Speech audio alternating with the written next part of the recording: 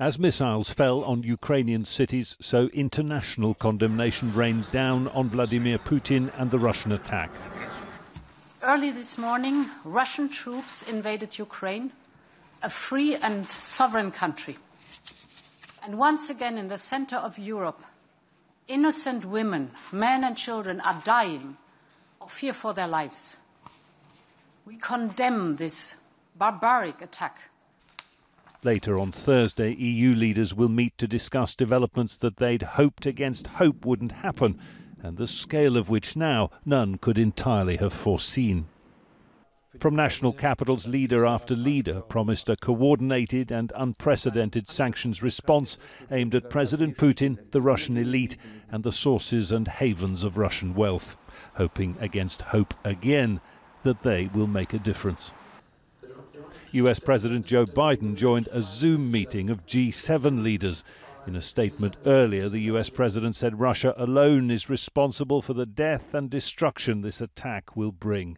And British Prime Minister Boris Johnson said diplomatic niceties aside, describing Vladimir Putin as a dictator. For all his bombs and tanks and missiles, I don't believe that the Russian dictator will ever subdue the national feeling of the Ukrainians and their passionate belief that their country should be free. But while determined efforts continue by a number of countries to supply Ukraine with lethal and defensive weapons, no one is offering to stand shoulder to shoulder with Kyiv and fight. We have made it clear that we don't have any plans and intention of deploying NATO troops to Ukraine. What we have made clear is that we have already increased, and we are increasing the presence of NATO troops in the eastern part of the alliance on NATO territory. That will not be a factor in Putin's plans for now. And neighbouring countries have other problems to consider. The Polish government says 9 reception points will be opened along Ukraine's border to receive an expected wave of refugees. A country that in recent months has used force to repel refugees from the Middle East must now brace for Ukrainians fleeing war in their thousands. Jonah, Al Jazeera. OK, let's gauge the European reaction. Dominic Keynes in Berlin. The German Chancellor Olaf Scholz was speaking a little earlier today. Dom, so what options does the EU have now, do we think, moving forward?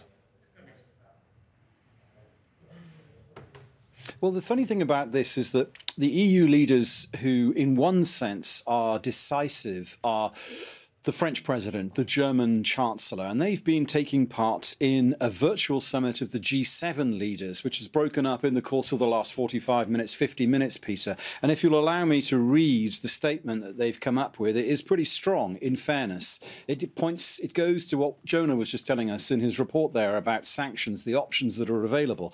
And you won't be surprised to hear that they condemn the actions of Russia, the invasion of Ukraine. They express their unshakable solidarity with Ukraine. And then they go into detail about the sorts of things that they consider to be important going forward about energy stability in the world and the availability of energy supplies being guaranteed. Well, that clearly is a reference to the gas markets and the oil markets. Remember that gas and oil, natural gas and oil, are major cash crops, as it were, revenue generators for Russia, and could conceivably be targeted in sanctions. And so there is reference to that in the statement that's coming from the G7 leaders. Remember, that takes in, the group of 7 takes in the United States, the United Kingdom, France, Germany, Italy, Japan, Canada, all of them expressing solidarity. And of course, it includes the EU institutions, Ursula von der Leyen and President Charles Michel as well. Interestingly, the G7 leaders are also effectively expressing their very serious condemnation of the role of Belarus in this situation. Remember, we've seen the pictures of Russian armour, tanks and armoured personnel carriers apparently crossing the Belarusian border into Ukraine on their way to Kyiv, was the suggestion. Well, the G7 leaders talking about the situation in Ukraine and Belarus and condemning the role of Ukraine. Now, this has been dropping in the course of the last few minutes, but it's clear the G7 leaders are trying to make very abundantly clear their position here. The Japanese Prime Minister is saying that he is looking at targeted economic sanctions against Russia that would be painful and would make the Russian government realize what he considers to be the error of their actions. This doesn't necessarily mean that this exactly what's being put out here is what the EU leaders will agree, but it is suggestive, strongly suggestive, that what we'll hear from Brussels in the hours to come is a variation on the theme that this statement is putting out there. And remember, it's not the only meeting that's taking place in the course of the next 24 hours. We know that NATO is going to have a virtual summit in Brussels again tomorrow, where further action may be being discussed. But pretty clear coming from the G7 leaders there, their real condemnation of what President Putin's troops are doing in Ukraine and what they believe the way forward should be. Dom, thank you very much. Dominic Kane there joining us live here on the programme as part of our continuing coverage out of Berlin. Now, the UK is expected to announce more sanctions against Russia. Niamh Barker joins us from London. So, as we were discussing a little earlier, Niamh, strong words from Boris Johnson talking about Vladimir Putin having unleashed a wave of violence in eastern Ukraine. But the reality is the posture of NATO hasn't changed. Their people are, quote, ready, but it's a backup support function at most. So, beyond sanctions, where next? Yeah, that's a big question, isn't it? Yeah, it is. When I was at NATO headquarters last week, ahead of course, this invasion, it was NATO's central identity, I suppose, to reiterate time and time again that it is a defensive organisation, that it poses no threat to Russia, and as such, Russia should freely come to the negotiating table with the NATO alliance and sit down and hopefully come to a nice solution to all of that. That clearly has not happened, but in many ways, the UK, as a NATO member, its hands are tied when it comes to providing any more military support to Ukraine. It's a very, very difficult tightrope to walk, because if the UK and other NATO alliance countries do too much, it could be drawn into a protracted conflict in a country that it has no existing treaty to defend. But if it does too little, then it could be a gift horse, I suppose, to Vladimir Putin. And clearly he sees the opportunity now to launch this invasion. You know, just building on what we heard there from Dominic in Berlin, I think the question now is, OK, NATO members are all singing from the same hymn sheet. EU members are all singing from the same hymn sheet. So is the UK as well. What about the speed in this, though? Because it can be a very slow process getting all EU 27 member states to agree to anything. We know that sanctions are on the way in many different shapes and forms, but the speed of this is going to be absolutely crucial in sending the right signal to the Russians as quickly as possible. Moscow can achieve an awful lot within 48 hours. We've seen over the course of the day already a tremendous amount has happened.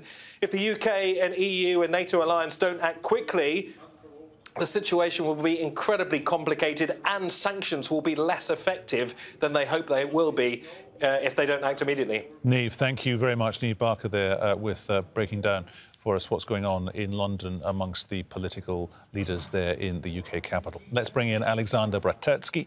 He's a senior political analyst for Finam News website. He's also a political scholar at Memo. That's an international think tank. He joins us from Moscow. Alexander Bratetsky, you've been waiting there a long time, sir. We do appreciate you standing by to talk to us here on our continuing coverage of what's going on in eastern Ukraine. Question one.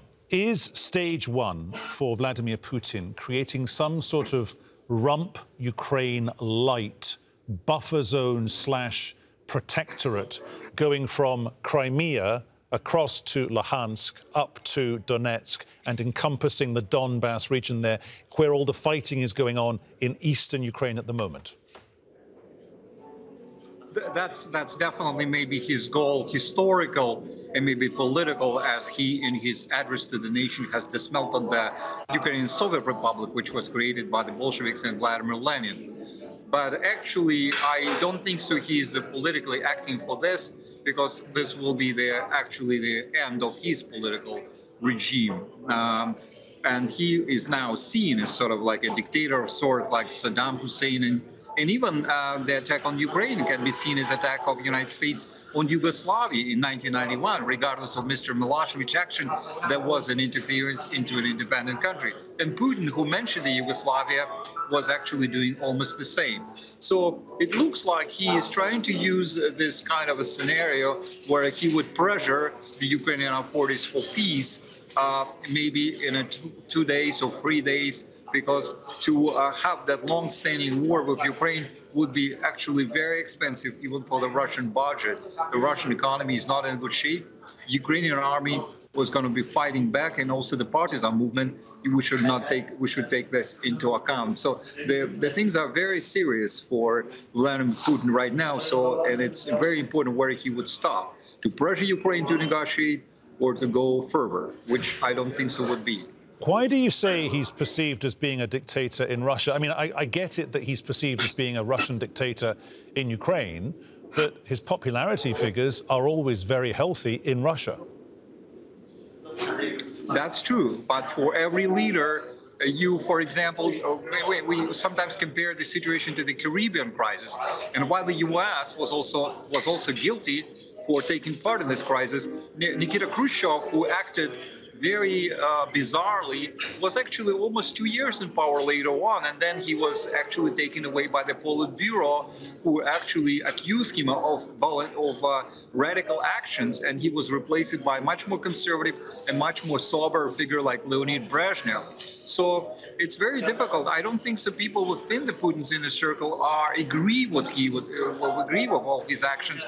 Yes, we see people nodding in advance. We see people, yes, Mr. President, but it's a very difficult and very complicated situation because, let's say, in Georgia in 2008, we had a different picture. Georgia did a preemptive attack on Abkhazia. Yeah, it's breakaway republic, and Mr. Medvedev was who actually acted on his will also, but he did not take Tbilisi. He did not, hijack Mr. Saakashvili, put him in jail. That was a different time. So that happened in 3 days. Mr. Putin, of course, is a different figure, but the burden is very heavy. So even people within my circle who supported the independence of the republics, because yes, the republics were also bombed by the Ukrainian side, are not supporting the war. They say it should be done diplomatically, and they also blame Putin. So they are hardline Putinists, and there are people who are within the Putin circle, but also kind of like they have a different opinion.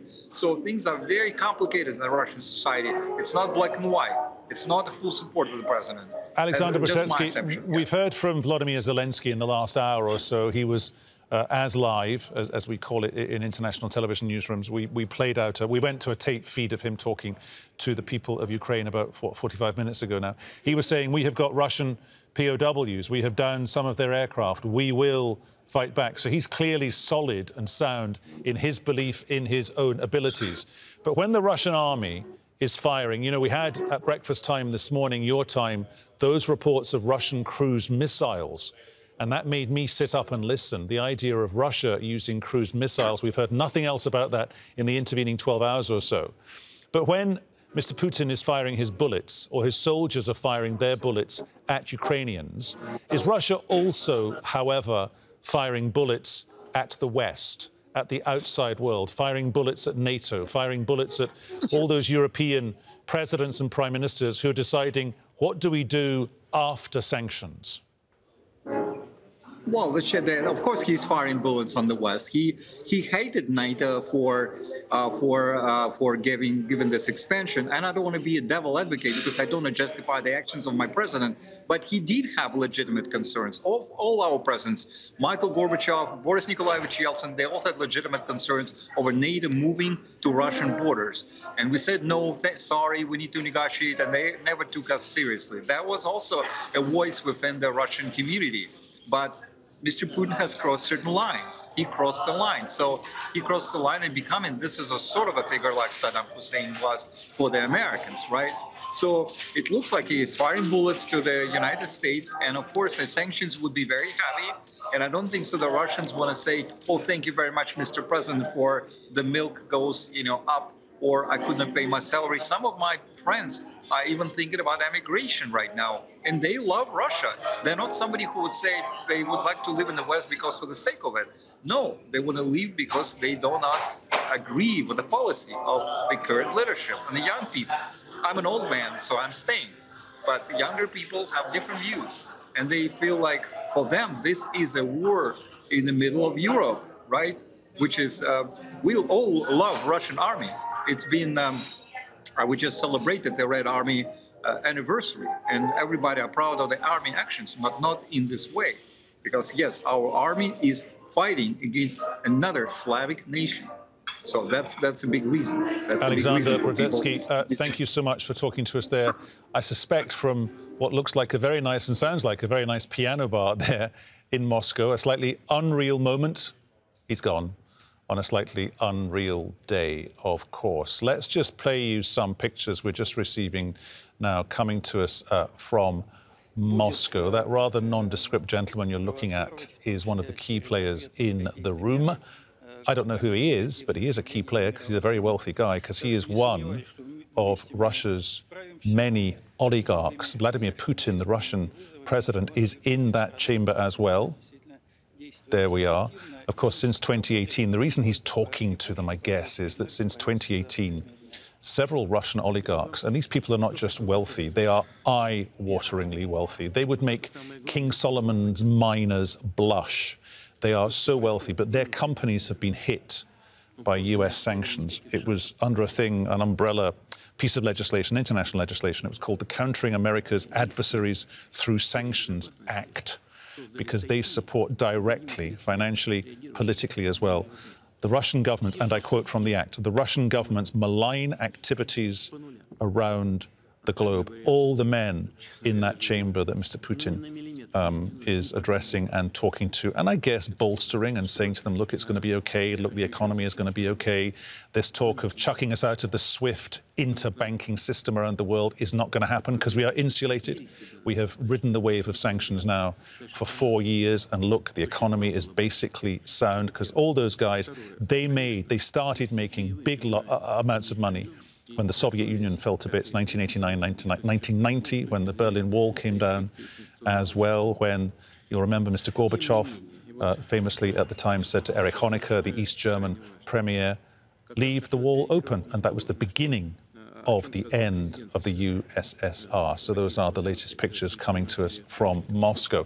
Our White House correspondent Kimberly Halkett tracking events for us up and down the political halls of power there at the White House. So, Kimberly, we've got an hour and a half to go until we hear from Mr. Biden, and I guess he's going to come out fighting with that second, more impactful lily pad of sanctions. Yeah, we expect that the U.S. president, when he addresses the American public, will make good on that promise that if Russia invades, ignores the first rounds of sanctions that were put in place by the U.S. and European leaders to try and deter an invasion, that the result or consequences would be even more punishing. So we expect the U.S. president to outline what that will look like. We believe it will be some sort of a series of sanctions designed to cut Russia off completely from the global financial system and also end Europe's dependence permanently on Russian oil. So that is what we're watching for very carefully. But also what we're watching for carefully is what he's going to say to the American people, because already this is an administration that has been intimating there will be a cost to the American public, whether it is in the form of potential cyber attacks to American businesses or even the rise in the price of gasoline for their automobiles to get to and from work. So the U.S. president expects to talk about some of those costs, but why he feels it's important. He believes that this is about not just standing up for what is right. In fact, the G7 leaders, as they broke up from that meeting, that virtual meeting he participated in earlier, said that what they're doing is not only condemning Russia's actions, but also expressing solidarity for Ukraine. But the U.S. president is going to make the case that this is about defending democracy and American values. Do you get the feeling, Kimberly, because you and I a year ago had lots and lots of conversations on this programme when it was candidate Biden. And it was interesting because as a Democratic presidential candidate, he was kind of on the same page as Donald Trump in one regard. And it was this. It was, I'm not going to get sucked into big foreign crises thousands of miles away for no good reason. And here we are. he's getting sucked into it. Whether he likes it or not, he's the guy that people go to because they need to know what he's thinking, what he's planning. This is a problem for a president that is already struggling in the polls. He was largely elected for reasons that are domestic, to get control of the COVID pandemic that has left the American economy sputtering, and still millions of Americans struggling to find the kind of work that they would like. And we've also seen, as a result of that, the rise in inflation as Americans try to get their economy going again. So his poll numbers are already struggling. And this is not going to help them much. In fact, the latest poll shows that, in fact, only 26% of Americans believe that the United States should be involved in any way in defending Ukraine from a Russian invasion. And so the U.S. president has a tough case to make, that not only is there the obligation, but he may also have to explain something that's going to get a lot more uncomfortable. He has promised a war-weary American public that has seen a generation of war in Iraq and Afghanistan, that there will be no American boots on the ground in Ukraine. Here's the problem for Mr. Biden, though.